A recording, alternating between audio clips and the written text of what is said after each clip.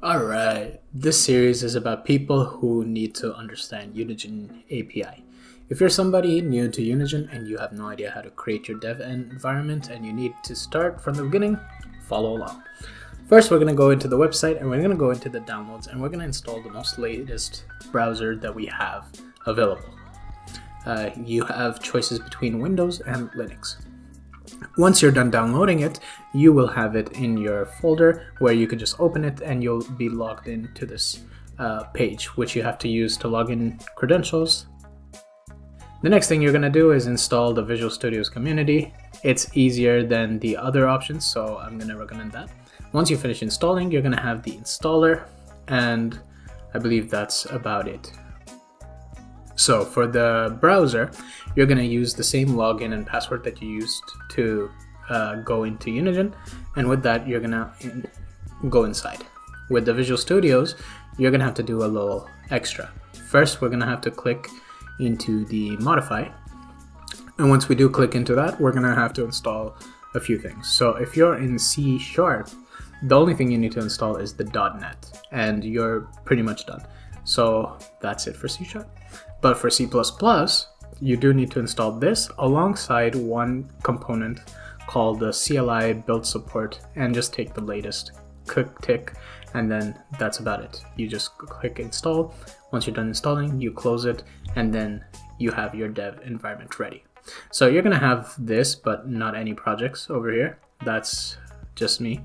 And the first thing you're gonna do is actually go into the SDKs, and you're gonna install the latest SDK. I already have it installed, so as you can see over here, we installed it. After that, you're gonna basically have to create a new project, and the best way to do that is just click create new and choose the specific language you're gonna start with.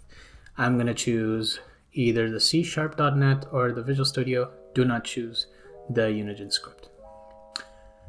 And with that done, you can create the project. Once you do, you'll have one of these cards. You can open the card into the specific editor and IDE. Run is specific for after building, IDEs for your IDE, and editors editor. Alright, so creating a component. It's pretty easy in C#. What you do is actually you just very much simply go into your asset browser, wherever you want, just right click somewhere, and what you do is you create code and you create C# component, choose whatever name. I'm going to choose component check and wait for it to build, and it's done. You just add it to an object or a node in space, and bam, voila, the component exists. You can press the pen button to open it, or you could use your IDE, which I have right here. And what I do is I just go into where I kept it, and there it is. That is our component. After that, the next thing to do is to get them editor attributes inside our editor so we can see how it works. The way to do it is actually very simple. Don't worry about all this. The main thing is you're going to have an attribute bar, which chooses that, and a variable that you want shown. Now, in terms of statuses, we only have two, but in terms of the arguments inside the parameter, we got a few of them. So for that, we're going to talk about it right after this. And for the arguments, we do have a few types of arguments, and we're going to explain it in detail right now. So I'm going to just write a few of them right here, and we're just going to hope to see them being built. And after it's being built, we can see that they have been completely shown in editor. All right, so let's talk about some of these. The first one we're going to talk about is the first one on the list, actually. It's an int of ID num. We have the attribute show in editor, so it shows, and it's a parameter slider where you can see on the side that it's a parameter.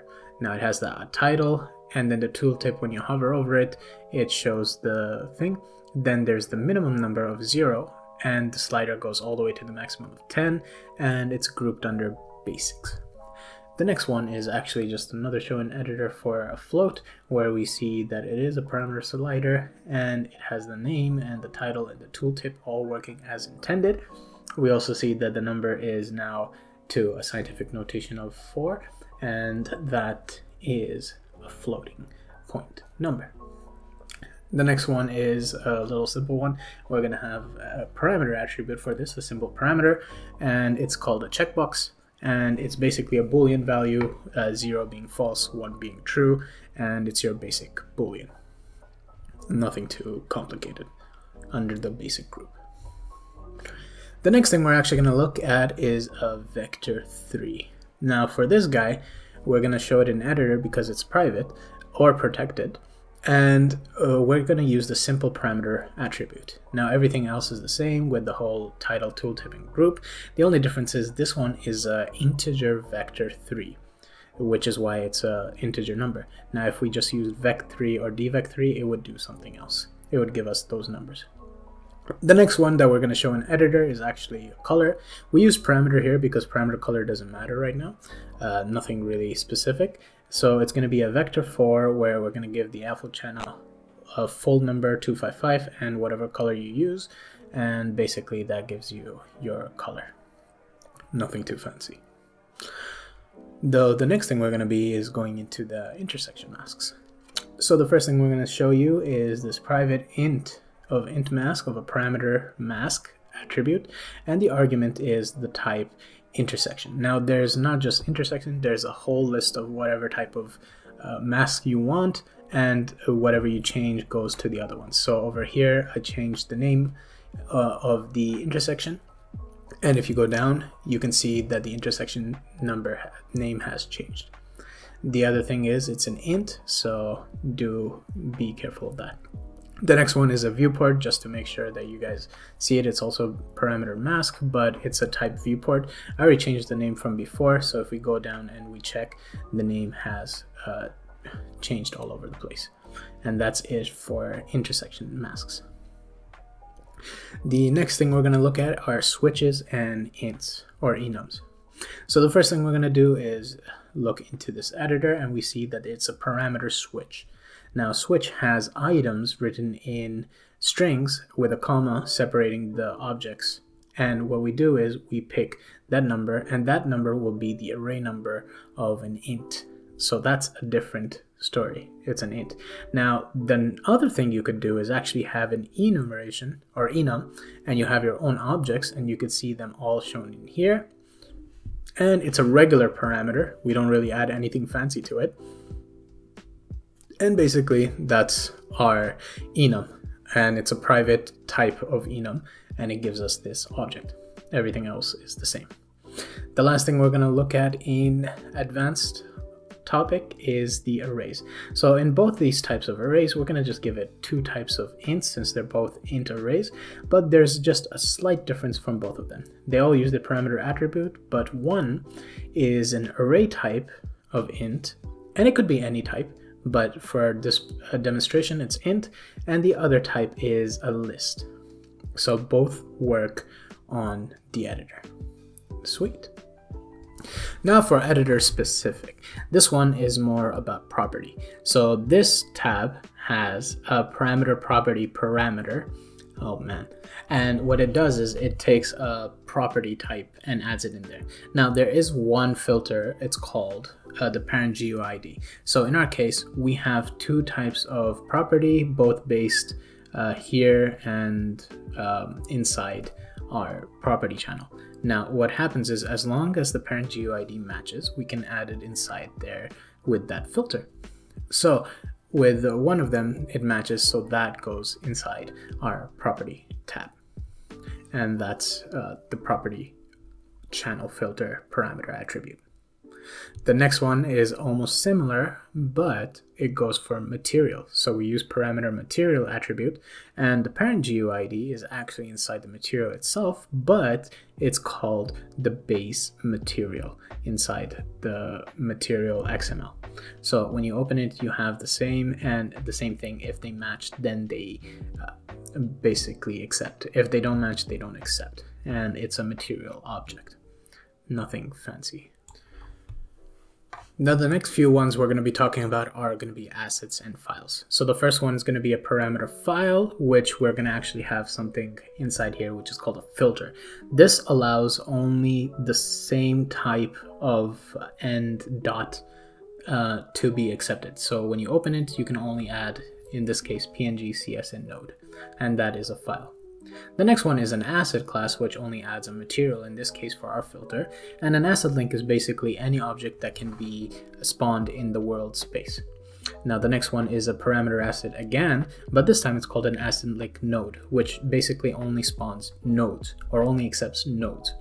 So that's the little difference between link and link node.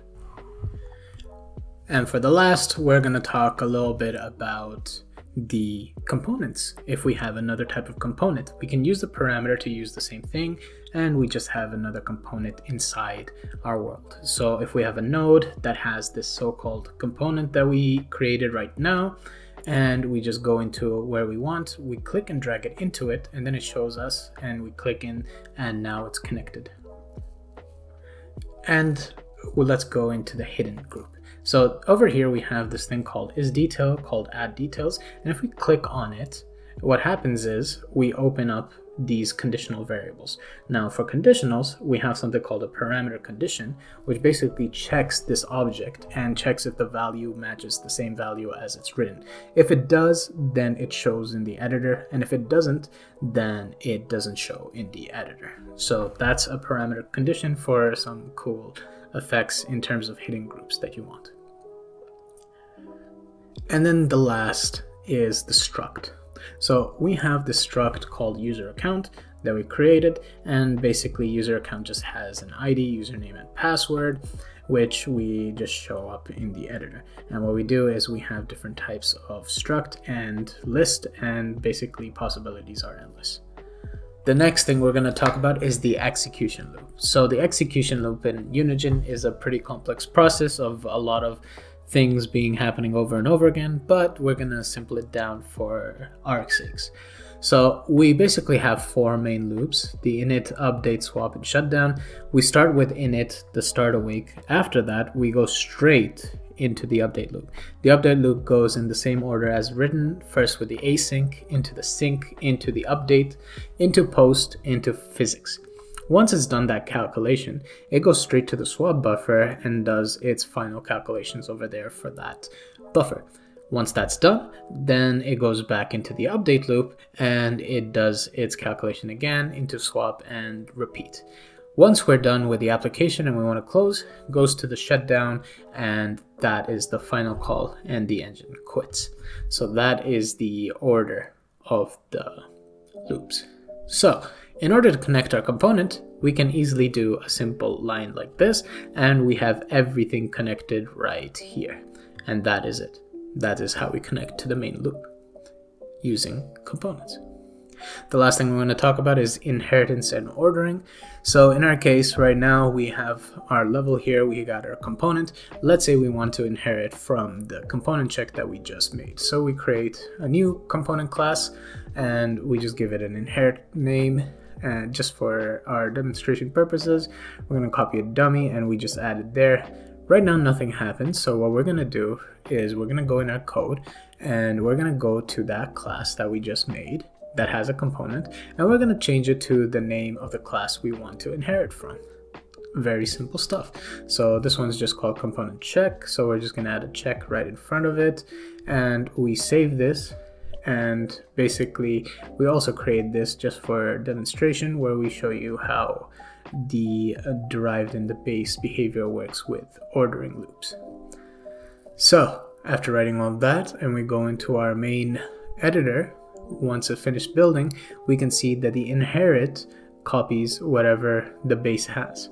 Now to show you that it overrides the base, we mute the base node that we have right now and we turn it on, and we can see that only the drive has been called and the base is not called. Now the last thing we can also check is ordering. So let's say we want both of these to happen, but for some reason we want the ordering to be a little different. So if we turn it on regularly, we always get the base first into the derived first. Let's say we want to reverse that. For some reason we want this function from the base to be called after the derived. So what we do is we have an attribute called method, and with that we also have additional arguments that connect with the loop that you want. So in our case, we're doing init, so we're just going to use method init. And inside there, we have two arguments. One is invoke disable and the other one's order. Invoke disable basically says if the component is disabled in world, do you still want this loop to happen? And that happens.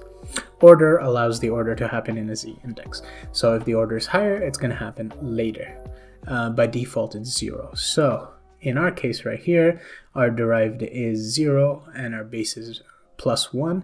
So the behavior is going to be that derive starts first. So if we start the game, we can see that the derive happened to start first, then the base happened after. Alright, so with that, you can play around with all the methods and inheritance, and we have the basics of components, and this is how you make components in Unigine. This was a long tutorial, but it was much needed, and I hope you guys learned something new. Alright, I will see you guys next time. Goodbye.